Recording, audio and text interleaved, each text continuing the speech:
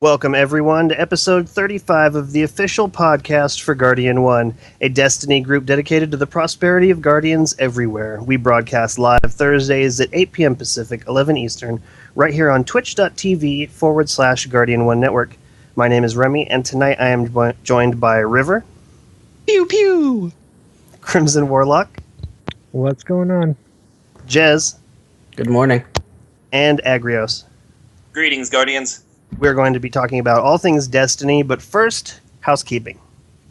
All right, everybody. Thank you for listening in on the podcast, however it is that you choose to listen. Be sure to follow Guardian 1 on Twitter at G1Net. That's G1NET. And just a reminder, the numeral 1 is the only instance when we use it in Guardian 1 in its shortened form. So again, that's G, the number 1, NET. In addition, be sure to check out the Guardian 1 website at Guardian1.net. You can also send us feedback to our email, feedback@guardian1.net. We also have a Bungie.net forums group. Honestly, don't know how many members we have right now. Crap. If you want to join, just search for the group name Guardian 1. Guardian 1 has its own clan, so if you want to join the Guardian 1 clan, just select the buttons that say set as PlayStation clan or set as Xbox clan after you join the group. We utilize the forums for comments and feedback, so be sure to join the conversations going on there. A big thank you to all those currently in the Twitch chat. All of you rock individually, each of you. As Remy said at the top of the podcast, you can watch the show live at twitch.tv/Guardian1 Network. We broadcast every Thursday at 11 p.m. Eastern, 8 p.m. Pacific. And if you can't catch the show live, you can always go to the Guardian 1 YouTube channel at youtube.com/Guardian1 Network. Guardian 1 is a proud member of the Guardian Radio Network, so be sure to check out the Guardian Radio Network website at theguardiansofdestiny.com. There you'll find all the different podcasts as part of the network, including the flagship podcast, Guardian Radio. Other podcasts include Warlock School, Aim Assist Gaming, TTL Party Chat, Robust Radio, and the audio grimoire Ghost and Echoes, which also includes fan fiction that the guys at Guardian Radio created. It's stellar. I think everybody should check it out. Great. Thank you very much. Yes. So yeah, very cool Bungie weekly update today. Why don't we dive right into it and see how far we get? All right. This week at Bungie, they completed the work on the next Destiny update. No date yet, but they promised to tweet out a signal as soon as they have one, promising it would be very soon. As in the past few updates, they continue to discuss about the changes coming in update 1.1.2, starting with one that they had mentioned before. The Crucible team wants to change the way ammo crates dictate the flow of battle. They brought in Crucible designer Kevin Yanes to explain the goals they had while doing this. They wanted to make special ammo a more precious resource in the Crucible. They wanted to further solidify heavy ammo's role in the Crucible, and they wanted to further improve the balance of encounters by limiting high-damage weapons. They came to these conclusions because their team's constantly listening to feedback from people in the studio, players on forums, and through social media. And the recent sandbox, the recent update was the first step in doing this. They were able to create a new system to manage their ammo drops. That way, they're now able to adjust the Crucible experience without having to alter the other activities in PvE, for instance, in your director. And they believe that making ammo more scarce and important will provide players with more choices and more memorable encounters in the Crucible. Special ammo will spawn less frequently, it will take longer to pick up, there will be less crates located on the map, and the bricks you find will provide you with less ammo. They wanted players to really think about how and when they should use their ammo, and they're saving the details, the specifics behind how all this will change for the patch notes. Some other minor changes that come along with making it more scarce and such is a player who opens a green crate, much in the case of like the heavy ammo, if they pop the heavy ammo before the rest of their team's there, it can really cost their team. To prevent this, they're raising the drop radius for teammates by a considerable amount. That way, when you're still substantially far away from that box that gets popped, you'll have a brick waiting there for you when you get over. I think this is a long-needed change, and we would all agree that special ammo isn't so special, and perhaps this will make it more special. How do you feel about how they're going about changing it? Okay, so my first thought on this is I noticed that a lot of the times when they talk about what they're changing in PvP, it oftentimes transfers over into PvE and just the game at large. And so as much as I could understand why you want things to transfer from PvP to PvE as seamlessly as possible, you would think that they would have put in some kind of fail-safes to where nerfing this crate of special ammo wouldn't, it wouldn't mess up other things. Like, it's a very strange series of steps they have to go to. I mean, and they might even have gone the length to try and make that as modular as possible. But I think that these changes are going to be incredible, and it's exciting to look into the mind of somebody whose job it is to move the carrot, like whose job it is to take people's interest and move it to somewhere else, and I'm definitely not the most PvP player there ever was. Like, I've played quite a few multiplayer matches in my lifetime, but what I'm much more interested than playing is exactly this. It's how do we get people to go from this area to this area?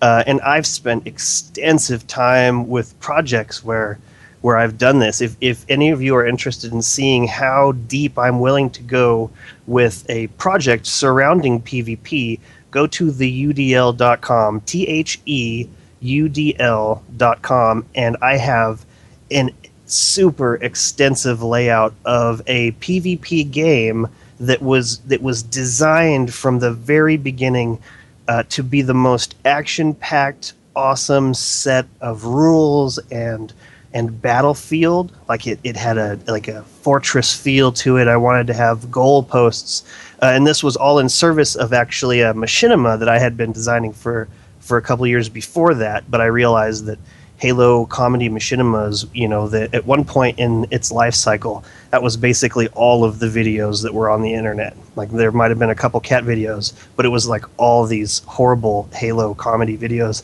And I wanted to stand out, and I realized what was missing from those Halo machinima was action, was real action, not what you have now, like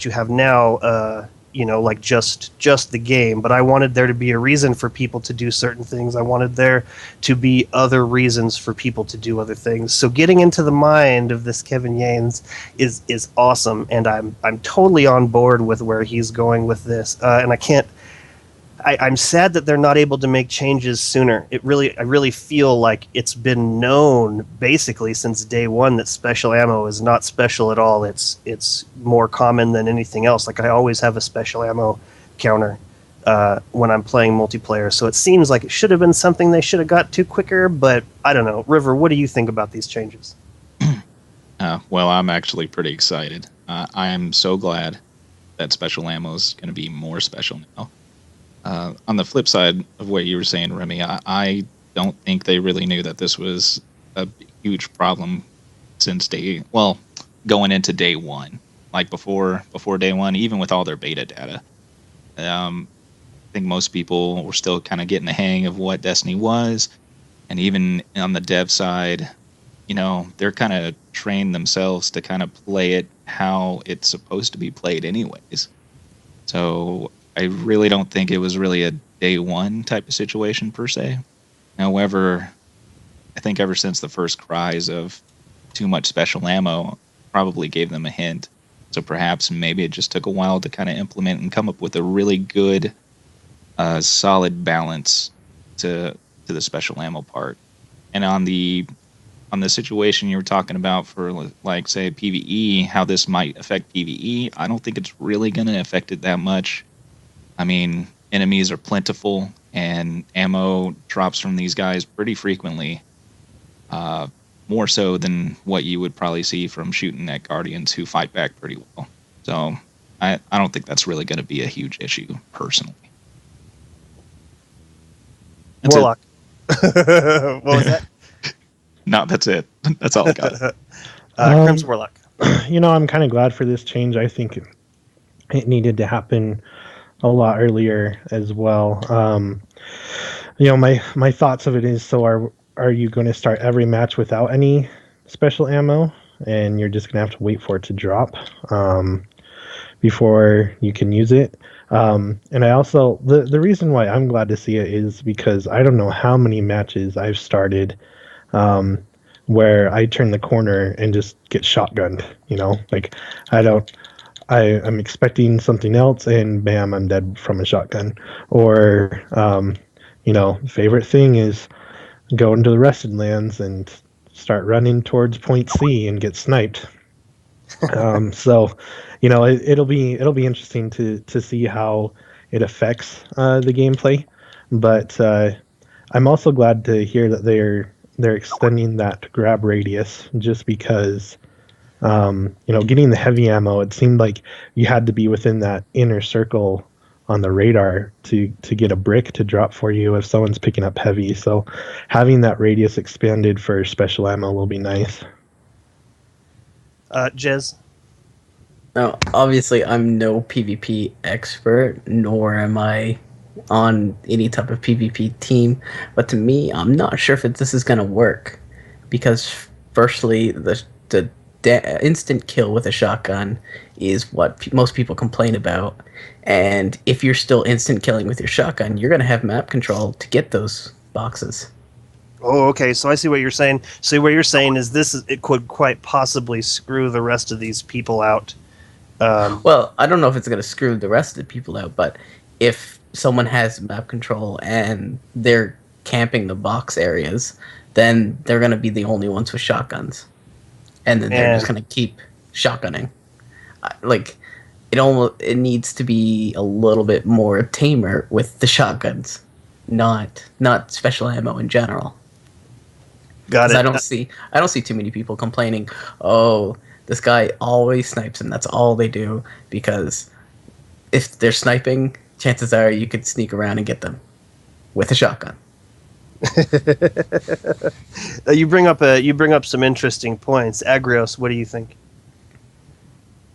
I'm psyched. I'm glad that the change is coming. I believe it's one that probably should have been made a lot earlier. It seems like, from what they're saying, though, it was bound originally to some mechanics that affected PvE, and that was part of their concern with correcting it. I'm also very interested to see the details. I mean, the devil's in the details. Whether this is going to work or whether this is going to make a huge change to the game really depends on specifically how it plays out. Like Crimson said, are we going to start with no special ammo now? I kind of like that. Me too. Quick vote, River. Start with special ammo, yes or no? Start with special. That's a tough one, man. Jez. Probably no. No, I'd say not. So Maybe you get it on kills. You don't want it, or you think it's not going to happen?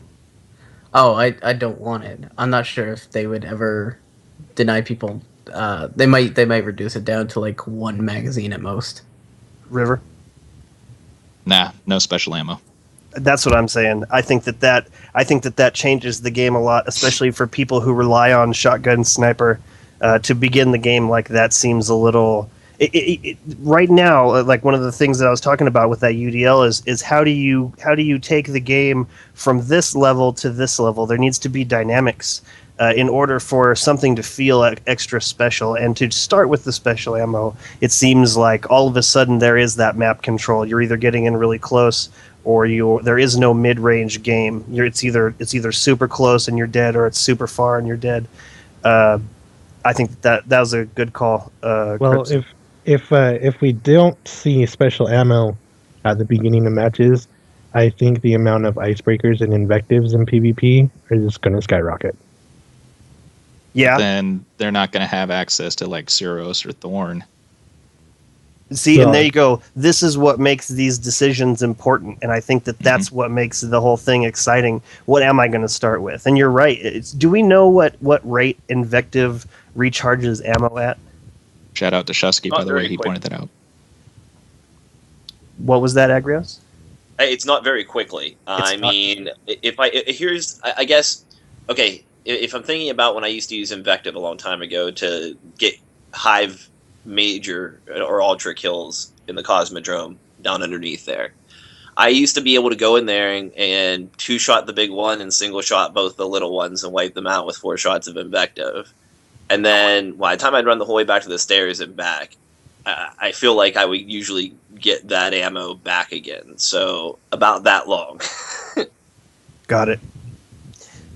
Well, I think that any changes that they feel like they should make are probably the right ones because of how long it takes them to do it. I think that there should be a middle ground. Like, they definitely shouldn't be changing things willy-nilly, but I don't know. It just seems like this has always been a no-brainer to me. Like, I don't ever run out of special ammo, even when I'm trying to rack up kills with a fusion rifle. Like, I just never run out of ammo. Well, and I agree. What's that? That was the other thing I was going to talk about, actually, was that I think this is probably something that at least should have been at least tempered a little earlier, because, I mean, special ammo to me really has never been even the slightest bit special. It's not even been a thought to the point where the handful of times, like I could count on my hand, that I actually went to shoot my shotgun and didn't have any ammo, I was just shocked and amazed. Like, oh my God, I can't believe I didn't have any ammo when I just went to shoot that, because it just never happened.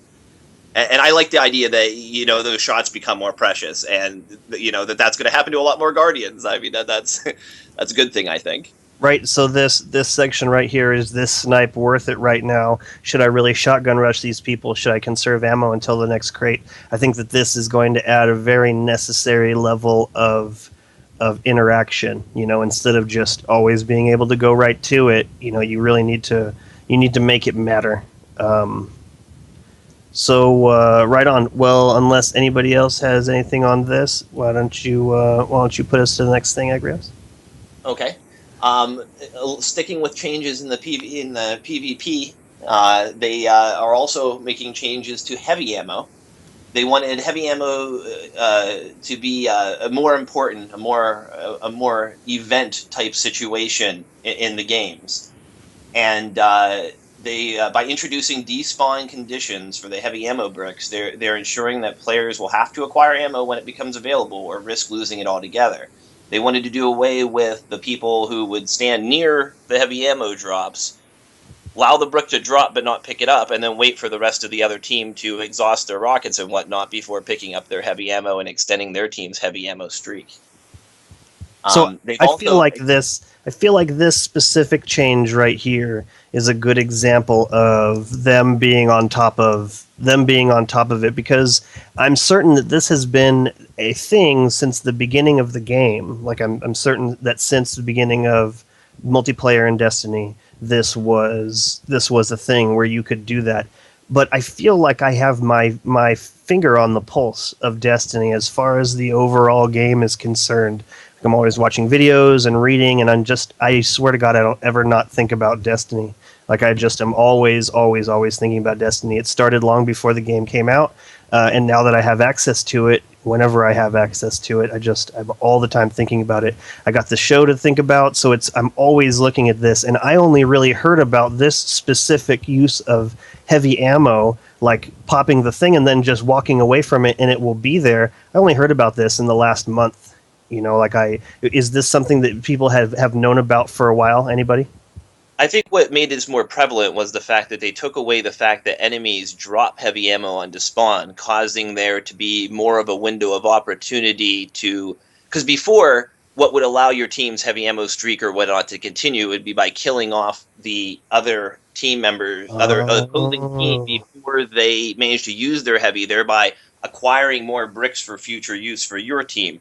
When they took that away, teams needed to find ways to extend their team's heavy ammo streak, or at least delay it till after they all got killed by the rockets from the other team. So then this tactic arose as primary method of operation. There it is. So that's why I hadn't heard about this before, is because there was a change in the ecosystem that pushed for this. Like, I love the community. The community will find a solution to any cheese. But yeah, okay, so there it is. You know, they changed the way you get heavy ammo. People decided they would just leave it there, and now they're despawning it. Like, this is what I'm talking about. They figured out what's going on, and they have an idea. I hope that the ammo in game sticks around for as long as it does, even though I don't feel that maybe it's long enough. Sometimes I'll leave it on the ground and try and get out a couple more rounds, but now they've also added, and they've extended the inbound timer by 5 seconds to allow more players to get to the ammo drop, thereby allowing you a better odds of actually getting the ammo and not having it pop by some random when you're nowhere near it. And they've also added some new visual prompts like timers and pre-spawn effects to signify the ammo crate. Now, they haven't provided very many details beyond that. They promise there'll be more in the patch notes. I've actually heard a lot of people already mention that the heavy ammo will be on a despawn timer now, but they don't actually state timer anywhere. They say despawn conditions. So I'm curious whether it will be a timer or whether maybe it will just be there until your own death and then despawn. Because currently now you can die and it's still there when you come back. Yeah. I don't know. Crazy. Wait, so you're questioning whether or not that rate's going to disappear after a certain amount of time? Yeah, whether it's going to be on a 30-second timer. If you don't pick the brick up within 30 seconds, it disappears. Or if it's just going to be there until you die, and that's the despawn condition. Because they don't say timer, they say condition. And you're talking about bricks and not the crate, right? The bricks, correct. Because you can stand close within 20 meters of the crate, but not pick up your brick when someone pops the crate. Sitting within range of a brick without picking it up.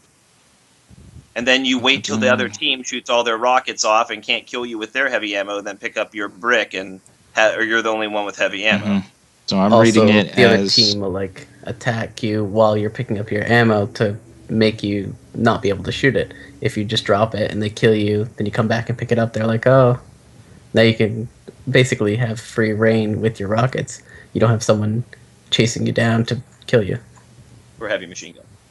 Yeah, I'm reading this as bricks have the despawn timer, and whenever they're mentioning visual prompts like timers and pre-spawn effects, I'm just reading that as perhaps the crate's going to disappear after two. Interesting. Oh, and one more thing, that inbound timer extended by 5 seconds. That's too long. So what was the inbound timer before? I think it was 5 seconds. 10 before, seconds? 10 seconds, maybe? I think it's 10 seconds. 10 seconds until heavy ammo drop. What was the speaker say? What does he say? Heavy ammo inbound. Yeah. But it was. I swear he put in a number. But if you're extending, even if you're extending it by 5 seconds, just too long in my mind. That's going to give plenty of time for all your buddies to get together, and then the other team to just friggin' Titan smash you or friggin' Nova Bomb all you guys. It's just way too long. I think there's just too much time for that.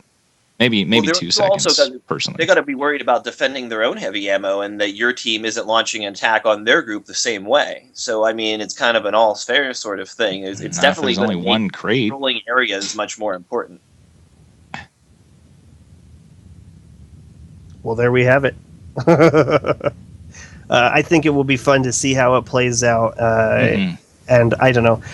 When I think about this, especially when it goes from either 10 to 15 seconds or 5 to 10 seconds, we're still looking at a pretty large difference here. And I can just imagine in my head the battles that will roar up from this. Like if you have everybody showing up to those places at the same time, and that's when it shows up, then there's a lot of chaos. But if you have people showing up, 3 or 4 seconds beforehand, there's going to be another epic battle before it even shows up.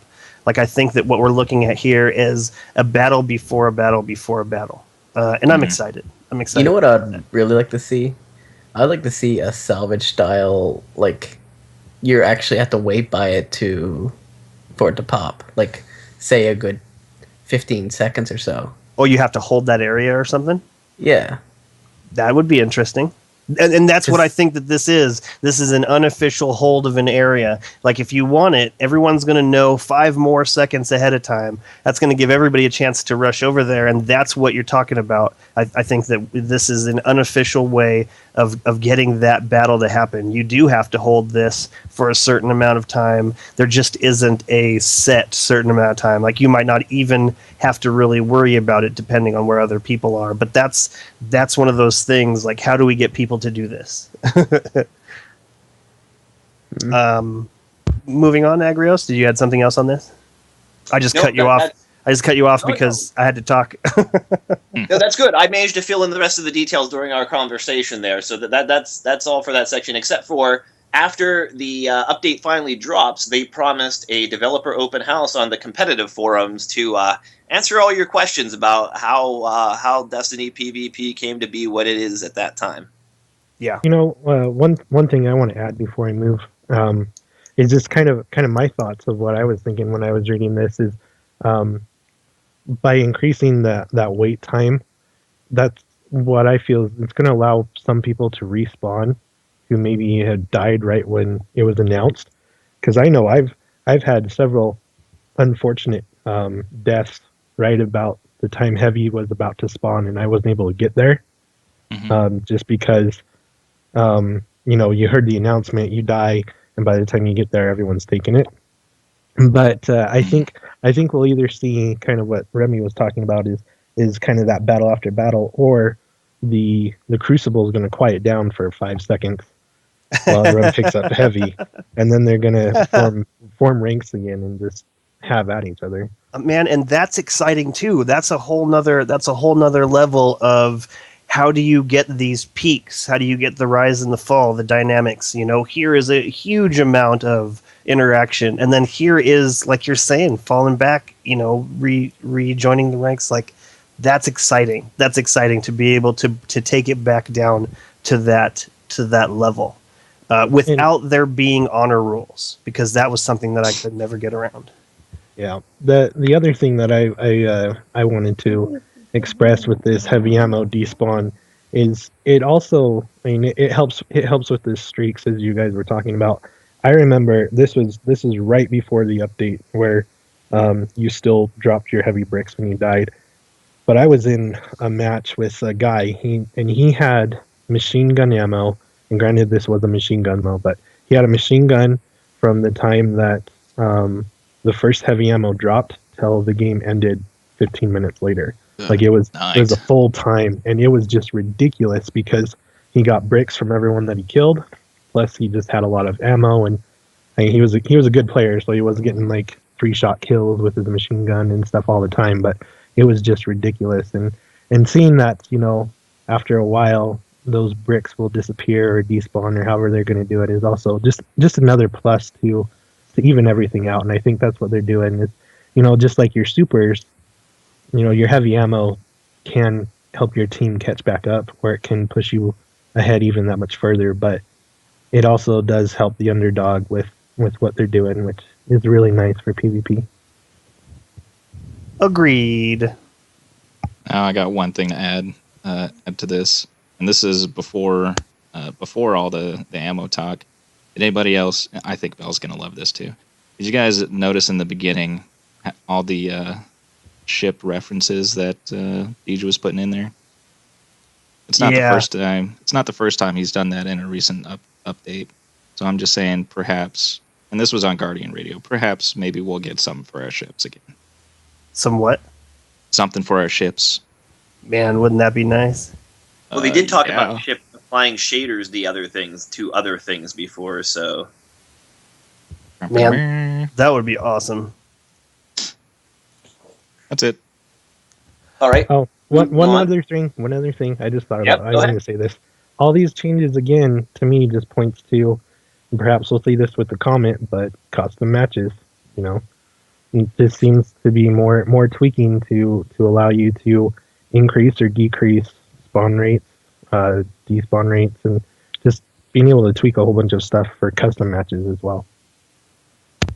That would be cool. You know what else? On top of that, you know what I think would be cool is what if instead of just heavy ammo, like what if something dropped in like a weapon? Like what if you could just run over and pick up Yellowhorn? You know, like what if this was a random thing that fell into the middle of the field, and no matter what you had, it would be something on the level of like the golden gun.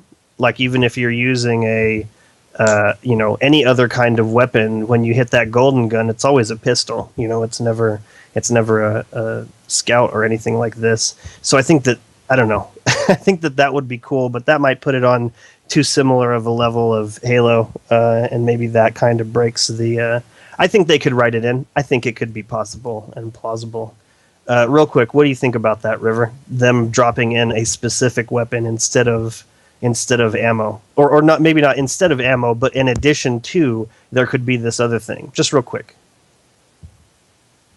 River? No River. Crimson Warlock, what do you think about that? My whole take on all of it is, I mean, Deej did talk about like more visual notification, and my thought about that would be not dropping weapons, but maybe you see a ship in the skybox that comes down before all the boxes spawn. You know, maybe the ship drops them, and like the ghost teleports you in and out of your ship or other places. Like I think that would be kind of icing on the cake for visual cues that more ammo's inbound. What if instead of a box, a fallen drops down? You have to kill it for it. Oh man, that. You know what? That brings me to a thought about this. N7 Strider says in the chat, an unkillable hive ogre stomping around the map.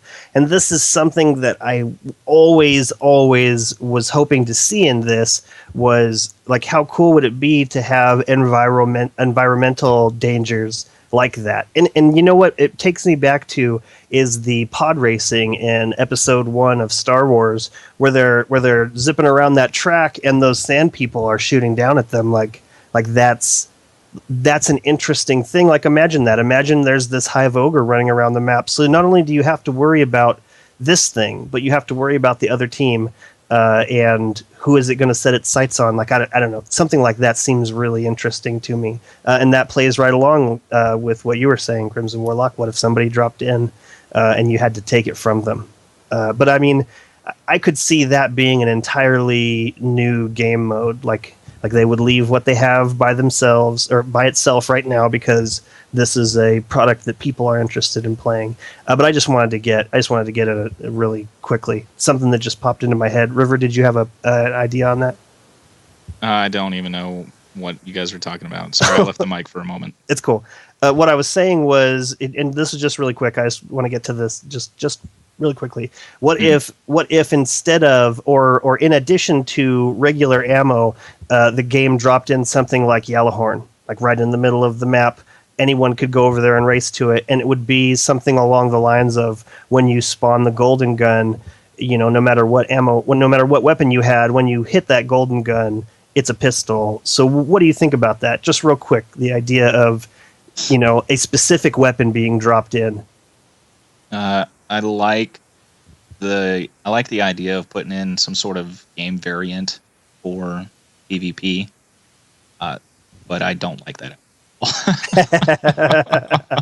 So you think that it's fine as far as in addition to other modes, but not to replace anything. That's what I was saying. Yeah, like, pretty much. Like it just occurred to me, like, what if Yellowhorn dropped out of the sky? Like, it would give people a chance to use it that don't have it. Like just for a second, I got to use it, and then they wanted even more, and then they play even more. I don't know. It's Jez. Sounds so unfair. That was a call to out of left field. What were you talking about? The Ew. spawning a weapon in your hands? Yeah, well, no, just spawning a weapon on the map that would replace whatever you have for just the time being. Oh yeah, that's what I meant. Like picking up the heavy ammo and getting Yellowhorn or something. Yeah. Yeah, it'd be interesting. You could also do it for like pick up the green ammo, the special ammo, and it spawns like a Fellwinter's Lie, and then everyone will be angry with you. Yes, this is true. Agrios, what's that? Yeah, I was gonna say the heavy ammo, the weapon you're using usually doesn't make as much difference as actually getting the heavy ammo itself. Agreed. Very much agreed. Agrios, your take, and then moving on. I don't think they would do that simply because they're so keen on the whole your gear, your weapons you found make your guardian. Although I could see an interesting mode that would say drop in specific weapons at a specific time or something like that could be interesting. However, the other things you guys said got me interested, like a PvP mode that where it was your team, another team, and then just waves of different hive all over the map, and the competition's actually to like clear out the hive and whatnot. But you can kill the other guardians to prevent them from killing the hive and getting more points for their team during that pool process. That sounds like it would be fun, right? And then the other thing it made me think of was something like a PvE activity. Now this kind of goes outside what Destiny has, and I don't know that they really do something like this or whether they should do something like this or not. But it'd still be fun. Would be to have certain special events like out on patrol, like kind of like the Rampage style events that you might find in other games where something slams into the ground and it contains this special rocket launcher from the Golden Age that has unlimited, sort of like the sword. For only a short period of time you have it, but it has unlimited rocket ammo, and just tons of Fallen are coming after you because they want that weapon type thing, and you get to use your unlimited rockets through some serious Rampage style annihilation. That would be cool. I could see it being part of a larger, different game type. Maybe even an entirely different new game mode. What if it was like firefight, but competition between two teams? That would be pretty crazy. I'm not sure how outlandish it actually is, though. I mean, all it would be like the forces moving against each other plus the sword dudes. Oh man, that sounds so fun. I want to play that right now. Right, that's what I was thinking. I didn't think it was too far out, but I mean, they didn't too much. Destiny doesn't usually go out for the kind of, cliche infinite weapon rampage type mode type stuff. They kind of kept it real for their public events, so to speak. So that's why I said it might be outside. But yeah, I think you can talk your way into justifying it like I tried to, and you helped.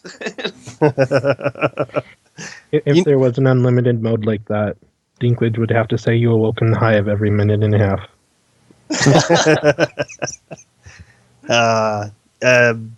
Right on. Moving on. Next, we move into PvE and your Guardian's gear. For the first change, they brought in UI engineer Daniel Hansen to discuss the work he and fellow engineer Ricky Senft did to protect your stuff.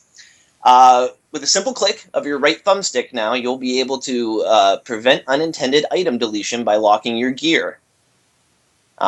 This is one that the community has been clamoring at for quite a while, and I think it's a great thing. We've heard plenty of horror stories on Reddit of little kids and animals and everything else deleting people's gear, or even people with colorblind issues accidentally pop in the wrong gear, and that is just horrible when you've worked up for all that stuff there. Yeah, definitely. This is going to be amazing, and this is one of those things that I really think should have been day one, like locking gear you don't want to throw away. Like this is some seriously basic shit, but how awesome and amazing that it's finally going to be in here. Because I don't know, sometimes I start collecting too many worthless blues and greens just because they look cool, and then it's difficult to differentiate them, like on the fly when I'm trying to get ready to go do some nightfall or something. And so just being able to lock things is going to be so cool. And I know we talked about this a long time ago, intentionally deleting something that you didn't want, or unintentionally deleting something that you did want. River, where are you on this? Talking about not deleting your weapons. Yeah, being able to lock it, being able to lock your stuff. I love it, because I've used that in other games that are not like whatchamacallit, first person shooters or anything like that, and I never even thought of that. That is freaking brilliant. That's it. It's brilliant. I'm glad. It is. It's insanely brilliant. Oh my God. And I'm glad they found the fix. Now that I think about it. And were they saying that it was kind of a hard thing, or was that for something else? Where is that? Did you have more to read about this, Agrios? Yeah, they did have some minor troubles when they were trying to getting the locks to stick when moving the gear from section to section, like from your character to vault into your other character. And that's why engineer Daniel Hansen brought in engineer Ricky Senft to help him with that, and they managed to iron it out. But that's more or less what took them a little bit to get this one done. The structure they had in place didn't allow the modifier to stick when they moved it around. So thank you, Ricky.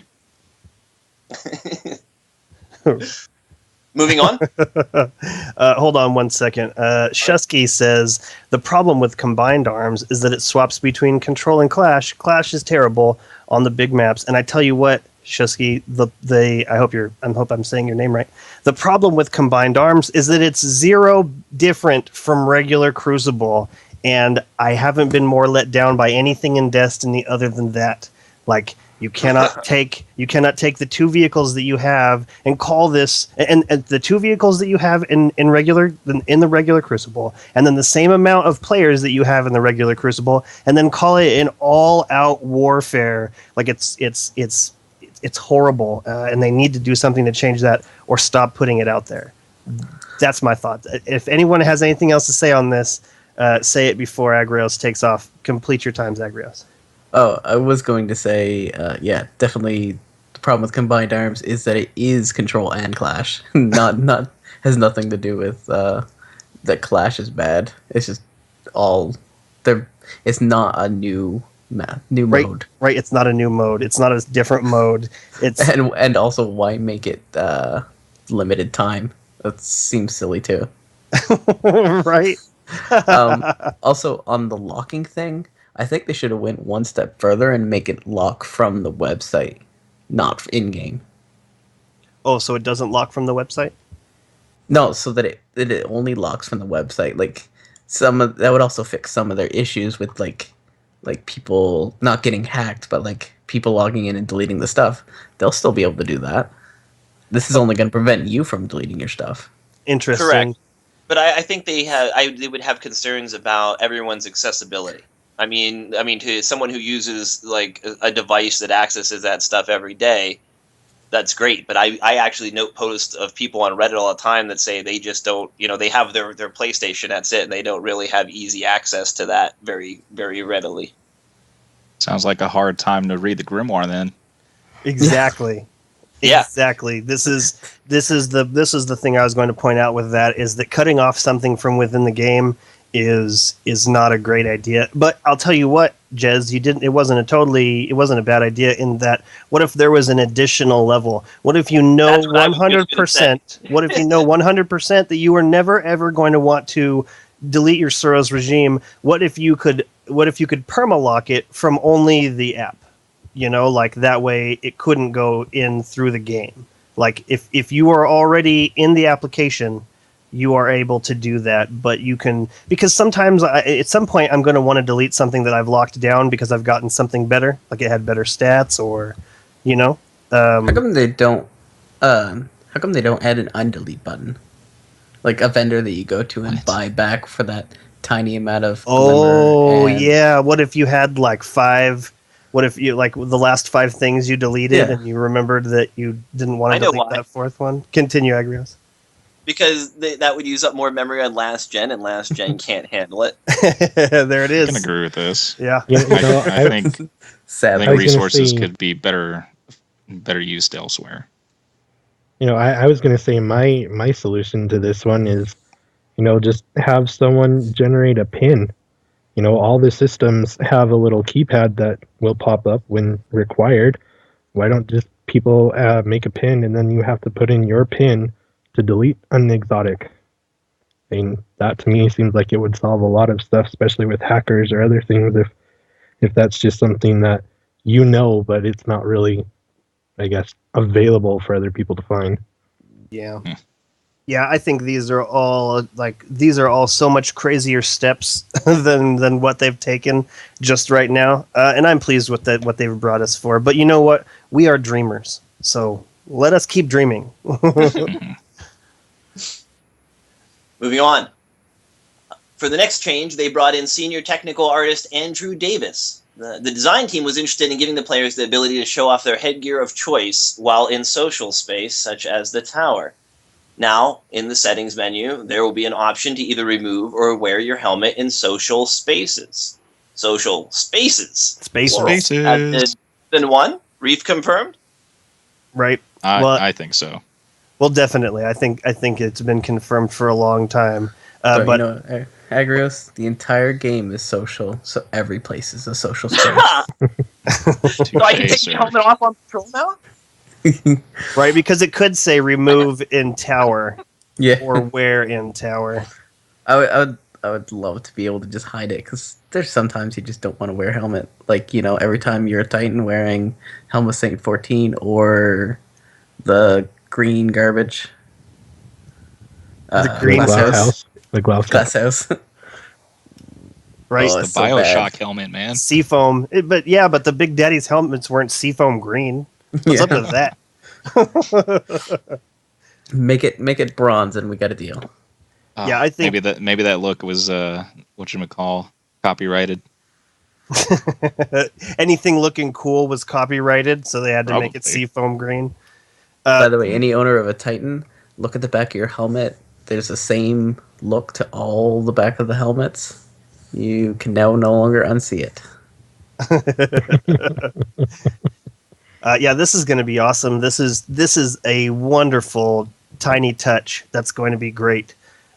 Because oftentimes I would rather have been wearing my helmet.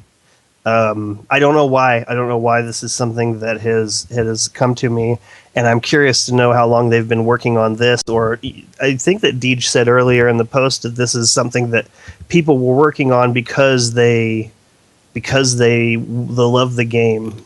Did you read that part, Agrios? About what specifically? About why they made this change. Something about they've been doing this in not their free time, but because they love the game as well. I don't know. It sounds familiar what you're saying. I didn't note it on my notes specifically, though. I'm looking in the update right now. Yeah. He mentioned that this is one of those things where the people went and did this on their own. I think it was this one specifically, and also this lock, like this is stuff that was not necessarily. It wasn't necessarily divvied out as something that needs to be done. It was something that these people did in addition to their normal things. What's that? I can read you what Andrew said about it if you like. Yes, do it. The design team came to us wondering if we could give players the options to show off their sweet helmets while running around the tower. We all agreed that it's important to give players every opportunity to show off the cool gear they've earned. It turned out to be a fairly quick UI task to turn helmets on in the tower. Our engineers banged out the code for it in short order. All we had to do was figure out where to put the menu option. Is that the part you're talking about? No. But that sounds pretty good. I couldn't find anything else talking about that specifically. Did I miss it? Maybe I just made it up. That's possible, right? Oh, no, here it is. I found what you're talking about. It was up underneath the Crucible ammunition when they first mentioned it. There are also a few fun features that our team has created on their own time. A perk of being a fan of the game you're responsible for making. let's take one last look at the work that's been done before you experience it firsthand. So yeah, they did note that some of the features below. So this, I would imagine, was what, since he said the design team came to him. Yeah, this was something that they just did on their own time to help out. You're right. Right, and this is, I don't know, it's a beautiful thing. Like these are some of the things I'm most looking forward to in Destiny. Like, granted, I want to fly my spaceship. I want Sparrow racing. Hoppers. But these are the things that I think are going to be really cool. Like I don't know. I think that this is going to be hands down awesome to be able to choose to wear your helmet or not. And granted, I chose all exos, so my guys already kind of look like they're wearing helmets. But I think that this is going to be cool. And unless anybody else has something to add to this, we should move on. Really quick, my thought. I want to highlight what N7 Strider said. Because I love this, but it just makes our Guardians more faceless. Customization of our characters is already thin. And, that was kind of my thought, too, is, if always having your helmet on in social spaces is going to become the new norm, I kind of feel like we almost need, I don't want to say like racial benefits, but creating our character, we need to be able to maybe select, one of 3 buffs or something, that your character starts off with more natural intelligence or maybe more shield strength or just something that can push your character in one way or another to make them a little bit more unique, but isn't like game breaking per se. I mean, if you're spec'd out to have full recovery for your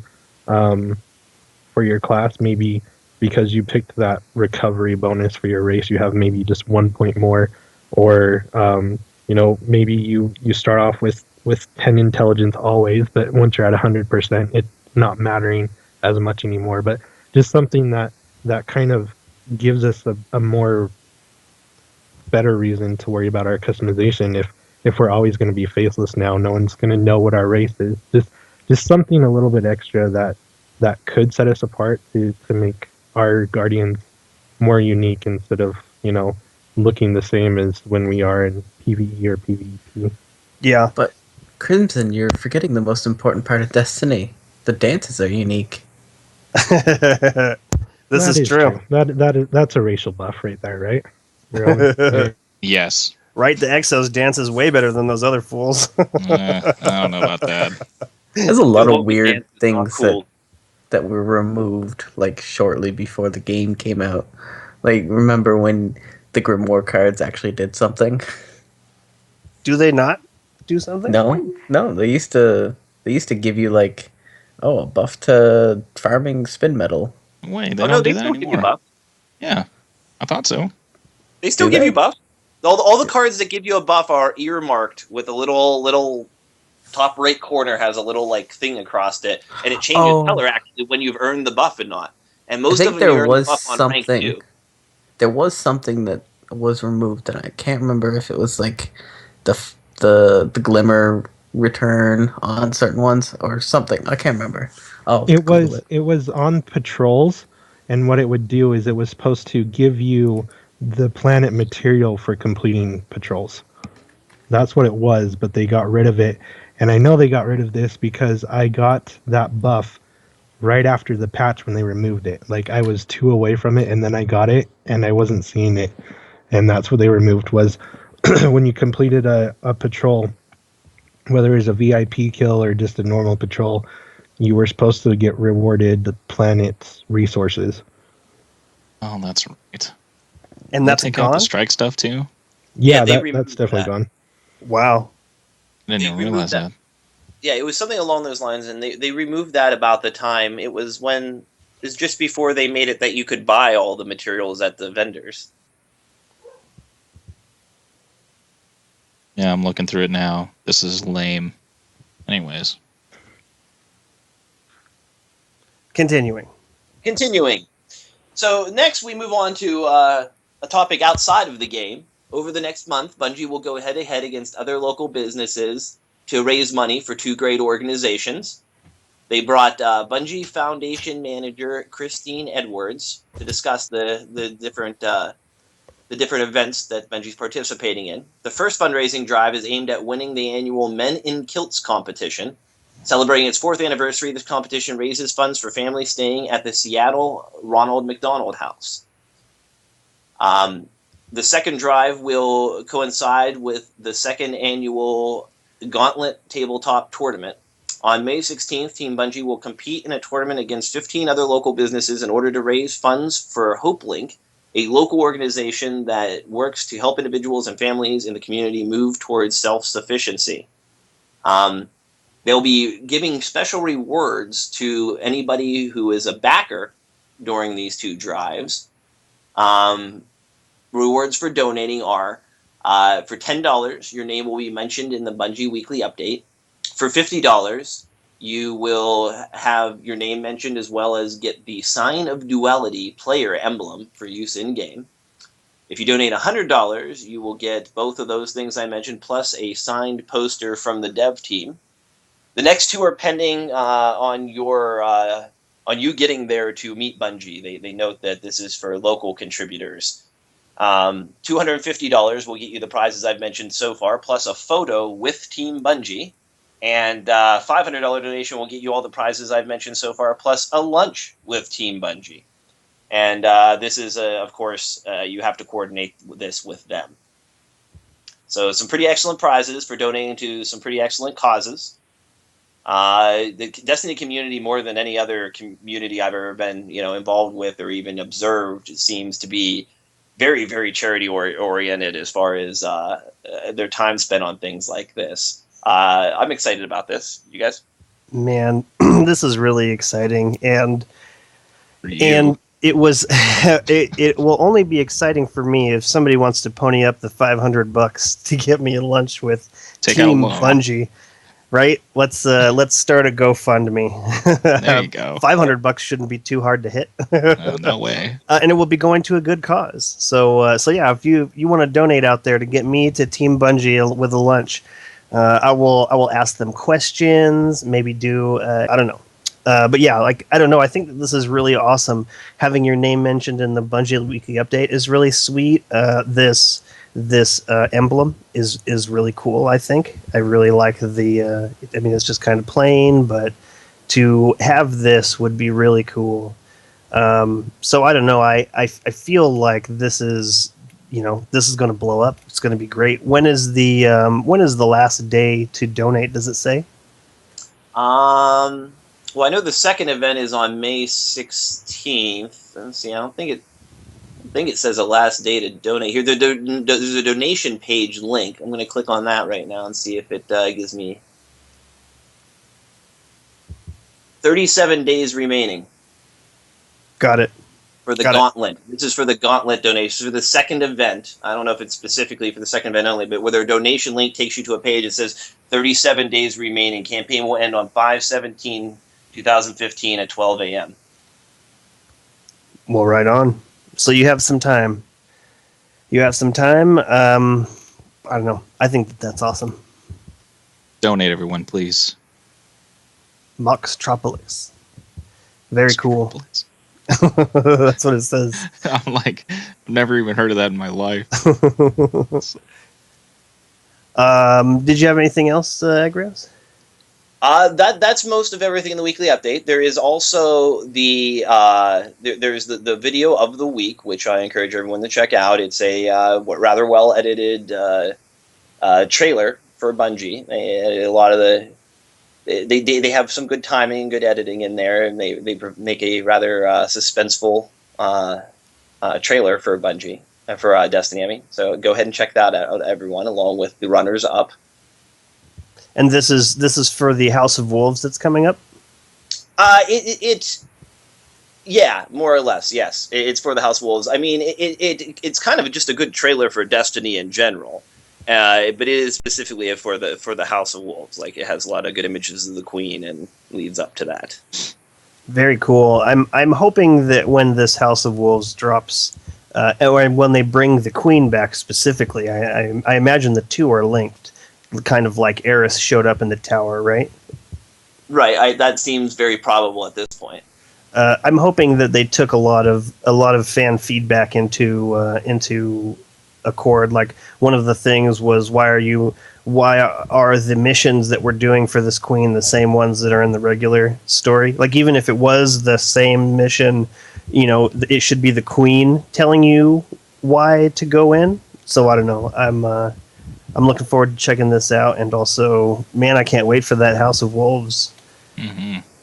I don't know. It could still be 2 months away, right?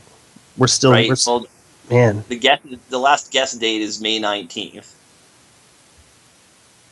The what? The guest date is May 19th? Yeah, the current suspect date in the community seems to be, I believe it's May 19th. Got it. And we still have an update. We still have 1.1.2, right? Right. And that they promise a date very soon. I mean, being that they have completed the update, I don't expect that to be very long. I would think before the end of the month that we'll see 1.1.2. What do you think?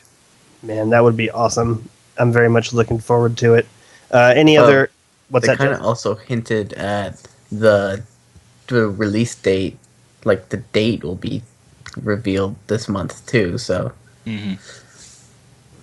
If they reveal a release date, I can't see them saying, "Oh, it's going to be in June." Yeah, you don't think so? No. If they reveal a release date, it's going to be like, and it's in 2 to 3 weeks. I don't know. I was following super heavily when they announced that it was a year out, when it was only supposed to be a couple of months away. But So I think a delay is a little bit different.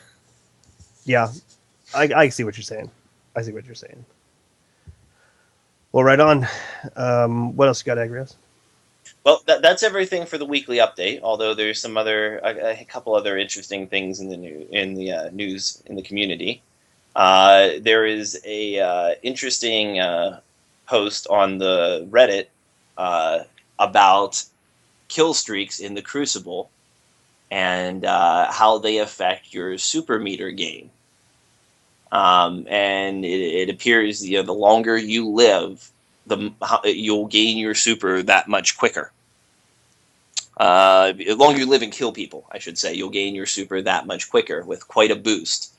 This is actually then eventually retweeted or tweeted out by Josh Hamrick, who said, "Ooh, look, someone's discovered a system I made." Me and I forget who else he mentioned. We're wondering how long it would take people to figure this out. Let's see if they figure out all the details. Cool. So it's a very interesting post on Reddit. Crimson, I believe, linked it to some of us here before, and I will put it into the comments here.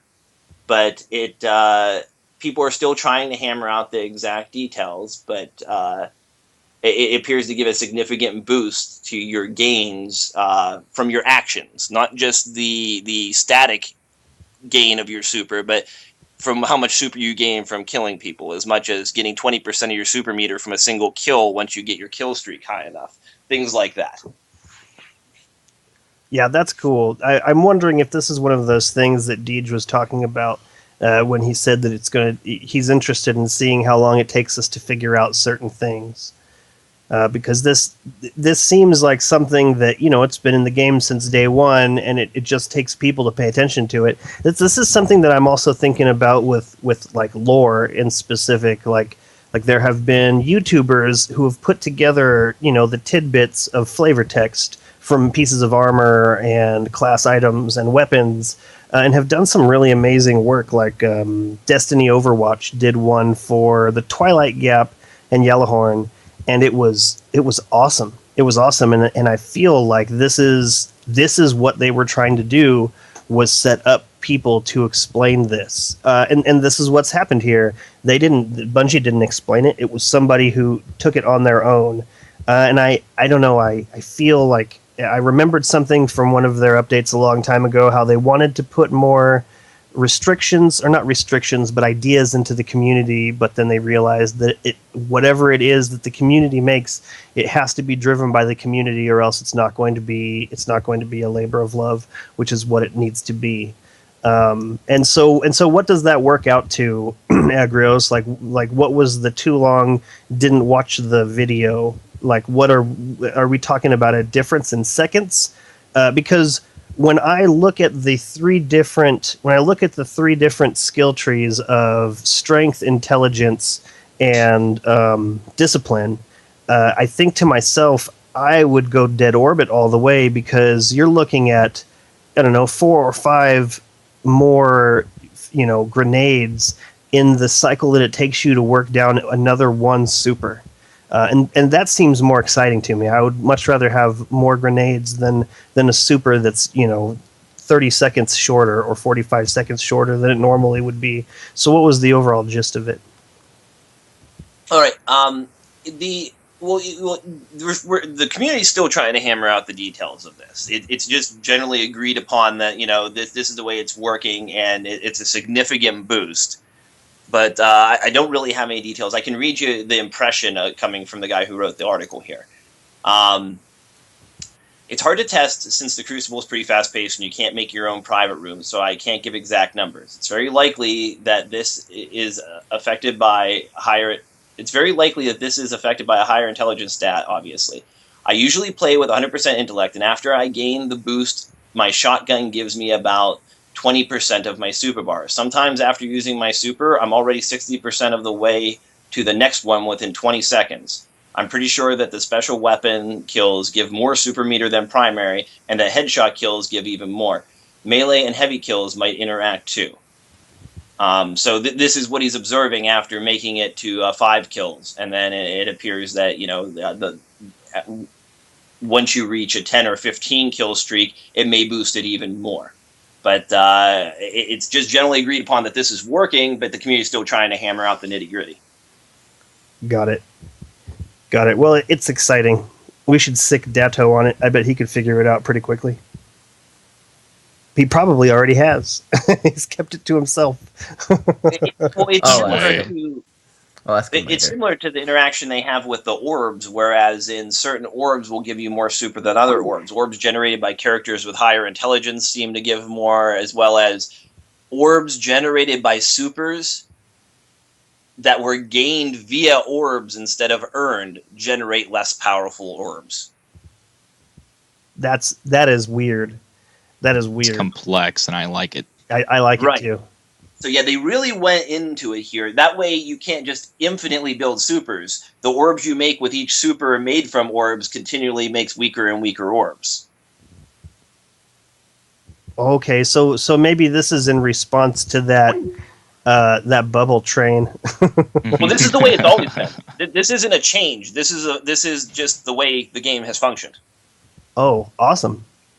Very awesome. So an example of something that they were looking forward to ahead of time. That's cool. That's very cool. They tried anyways. Yeah. That's all you can do in this setup, right? That's all you can do. Something else from the community I think worth mentioning is 57 kills Unbroken medal by a member of Invigorate. Scamp, I believe. It's an amazing video. It's just ding, kill, ding, kill, ding, kill, ding. It's just, that's the whole time. Incredible. Yeah, it is absolutely incredible, amazing. I mean, I gotta give him credit. You gotta give him credit, but he did get a lot of just amazingly lucky situations. Like, oh my god, like he walked into that, everybody's dead. So coupled with extreme skill and extremely good situations to walk into, it's just an amazing run. That's awesome. And you know what? I try and stay away from watching videos like that because it just makes me sad that I don't ever just walk in on 3 people trying to shoot at each other. They're always trying to shoot at me. I'm never the one who gets to walk in and just throw the grenade. Like, everybody's always out to get me. So if I see this guy on my player list, I'm just dancing the rest of the time. That's it. No more shooting, just dancing. I wonder what would piss people off more, if you just danced through the Crucible match or if you left early. You can sort of have a private match. It's just really annoying to do. Right. Okay. So when you have seen this work out, Jez, what was the amount of time put into it? You know, are you talking about this was something you tried for 20 minutes and then got in, or is this like an hour of your time out of the day? On bad times, probably 20 minutes. Uh, it's really luck, depending on luck. Like if it's really late at night, it's much easier and it goes much quicker because there's less people queuing in full teams. So, like, I mean, the strategy is to just queue up at the same time, like count down, and then try to go into the same match at the same time. And that's how it's easier to see how much each damage each weapon does just by like doing it in a more controlled, less stressful environment, I guess. Yeah. Yeah, definitely. Well, right on. Is that it? That's all I have. Right on. Anybody else have anything they wanted to talk about before we take off? No. Sweet. Not until shoutouts, really. Sweet. I do have some other things I wanted to bring up, but I'm not ready to talk about them right now. Speaking specifically to Fred Rock, who wrote me a really great post in our forums, and right now we have a G1 podcast feedback post. So if you have anything that you want to say there, in addition to the normal ways that you can send us information through Twitter or through email, and get your idea vetted by other Guardian 1 members, check that out. But very special announcement. Next week we will be joined by the one and only Bife. My name is Bife Byford. So it should be a very great show, and I don't know, very much looking forward to that. So, Squeak. So we're actually going to get out of here kind of on time. Shout outs starting with Agrios. Shout out to Guardian 1. You guys are awesome. Why, thank you. So are you. Oh, I no, didn't thank have anybody you. else in particular this week. You guys just... I never shouted out to Guardian 1, so I just want to let you guys... You're all right. Nah, you shout out to Guardian 1 all the time on Twitter, man. You're good.